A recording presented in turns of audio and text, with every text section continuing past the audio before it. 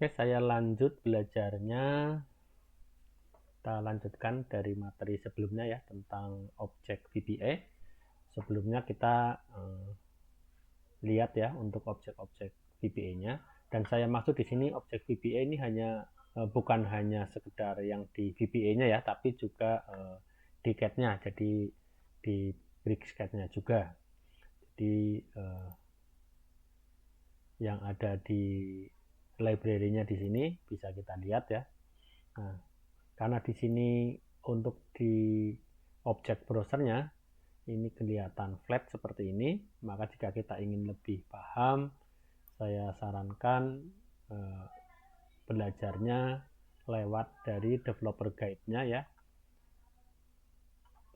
Bisa kita lihat misalnya di websitenya, di sini ini di developer guide-nya AutoCAD seperti ini ya, bagian objek model.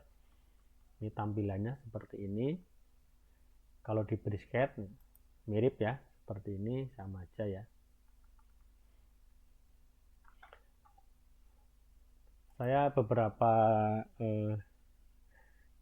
hal saya untuk belajarnya kadang lebih suka di AutoCAD ya, karena penjelasannya lebih rinci dan contohnya juga ada termasuk untuk Autolips-nya ya, dengan metode ActiveX tentunya.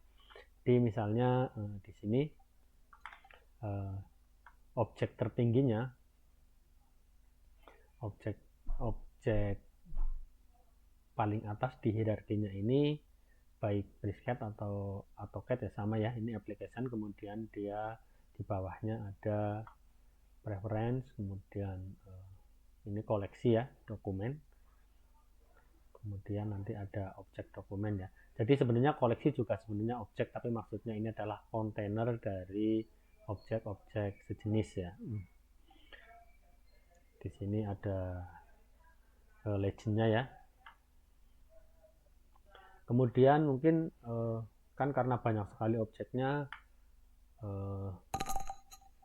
bagi teman-teman yang emang sudah kerja di bidang tertentu seperti saya juga, misalnya di MEP ya, saya coba pelajari yang ada hubungannya dengan bidang saya.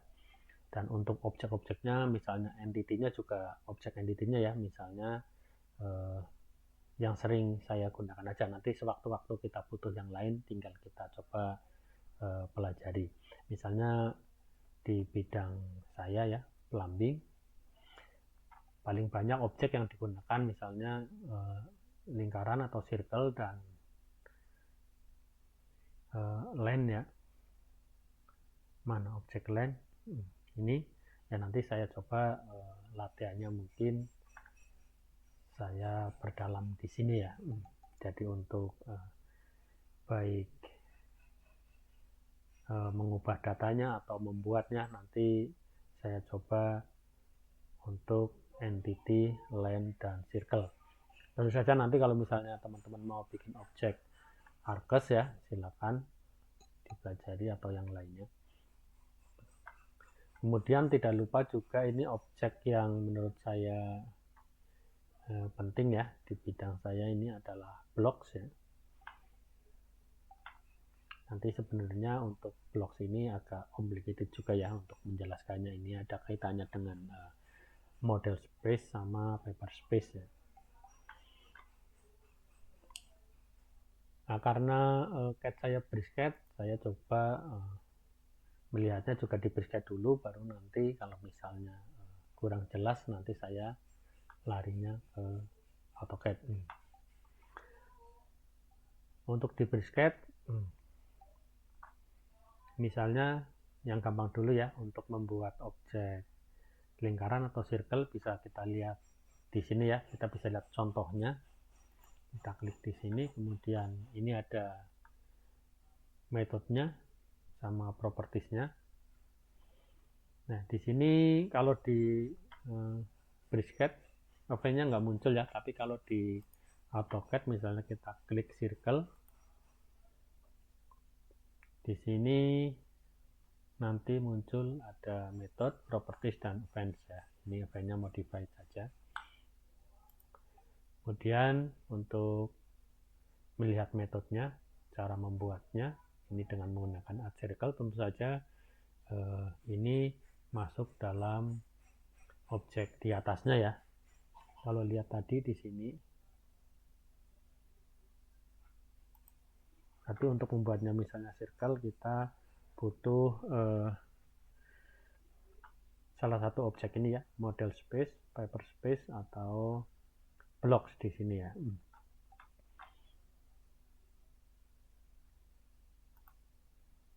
Kemudian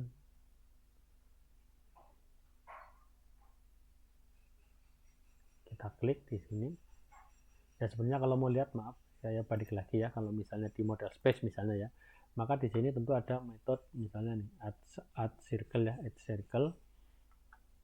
Sama aja ya kalau kita klik. Nanti juga arahnya ke tujuan yang sama ya. Jadi misalnya kita klik di sini, kemudian add circle tadi sama aja ya di sini. Ini ada sintaknya, ini ada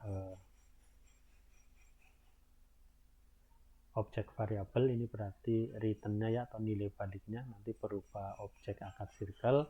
Kemudian di sini juga ada objek, ini berarti salah satu dari model space atau paper space collection atau objek block tadi seperti di objek modelnya ya. Kemudian center ini adalah data berupa varian yang menunjukkan titik pusat dari lingkarannya, berarti nanti berupa array ya, array dari 2 elemen atau 3 elemen ya. Kemudian radius adalah variabel bertipe double ya, nanti untuk menunjukkan radius dari lingkarannya. Kita coba klik untuk bagian contohnya. Di sini udah disiapkan ya makronya untuk cara membuatnya. Kalau kita mau dimasukin langsung ke presetnya, bisa ya kita copy aja. Kita copy, nanti kita paste di VB-ID-nya ya.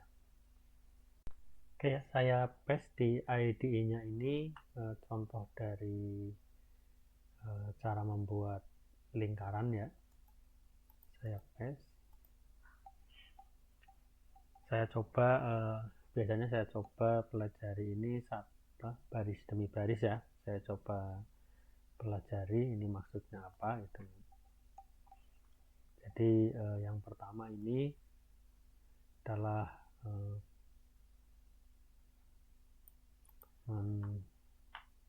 mendeklarasikan sebuah array ya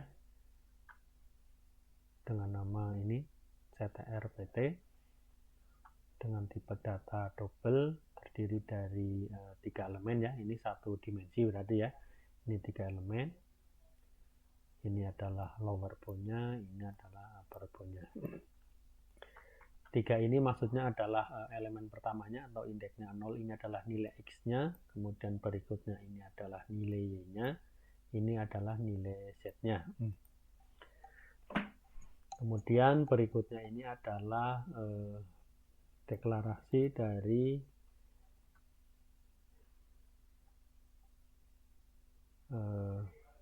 variabel dengan nama myCircle ini ya. Nanti untuk tipe data berupa objek ya, akad circle di sini. Nah, ini untuk memberikan nilai atau memberikan objeknya ke variabel ini, karena ini berupa objek ya, ini tidak bisa langsung dengan sama dengan ya. Ini harus menggunakan keyword set seperti ini ya. Emang ini aturannya seperti ini gitu aja. Mengapa seperti ini ya? Emang aturannya dari VBE-nya seperti ini. Kemudian ini udah kita lihat tadi ya untuk sintaknya. Ini adalah nama metodenya, di mana objek induknya adalah model space dan induknya dari model space ini adalah disk drawing ya, atau dokumen yang sedang kita buka. Kemudian ini adalah tadi array untuk titik pusatnya. Kemudian ini adalah radiusnya, ini berarti secara literal kita langsung menggunakan nilai 4 ya. Tentu saja ini sebenarnya kalau mau betul, benar-benar betul ya harusnya 4.0 ya, biar maksudnya ini nilainya berupa double. Tapi bahasa-bahasa pemrograman sekarang kan udah otomatis konversi ya, jadi bisa aja ini 4. Kemudian untuk berikutnya ini untuk update ya, jadi ini mengupdate dari objek MyCircle ini. Kemudian berikutnya adalah zoom extend, ini adalah metode dari application ya, untuk tentu saja seperti perintah zoom extend ya. Berikutnya kita tampilkan ini pesan ya, bahwa kita sudah membuat objek ya, seperti ini. Ini pesannya ya, bukan objeknya, ini menampilkan pesan aja dengan ini MSG box ya. Oke, coba kita jalankan. Ya, ini kelihatan pesannya, ini adalah pesannya. Kemudian kita oke saja. Kita lihat hasilnya tadi, ini adalah objeknya dan ini mestinya adalah radiusnya 4 ya. Bisa kita lihat di sini radiusnya 4 ya. Dan misalnya kita ingin membuat garis ya, kita tinggal lihat contohnya. Tadi contohnya di Chrome ya. Kita bisa kembali ke sini. Kemudian kita ganti objeknya yang line ini. Sama ya metodenya. Ini add line ya. Kita ini ada penjelasannya, juga ada sintaksnya. Kemudian kita lihat contohnya, kita copy,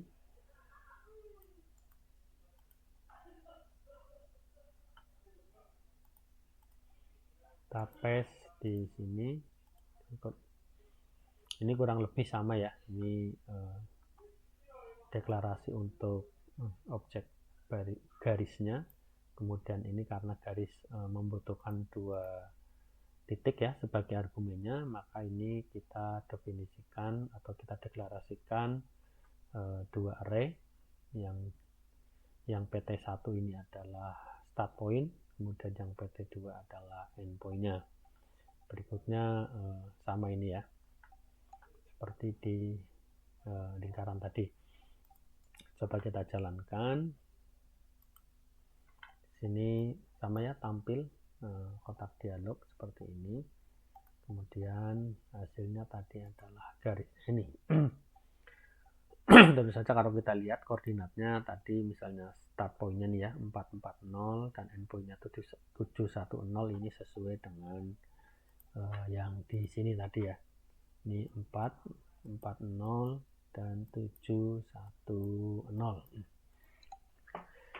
Oke ya, sebagai ini pengenalan untuk membuat objeknya ya, karena tentu saja basicnya membuat objek ya. Kalau kita ingin belajar di CAD, tentu saja belajar objek meskipun sederhana itu adalah dasar ya, dasarnya di CAD. Oke, mungkin sampai sini dulu ya untuk pengenalan objek VBA-nya.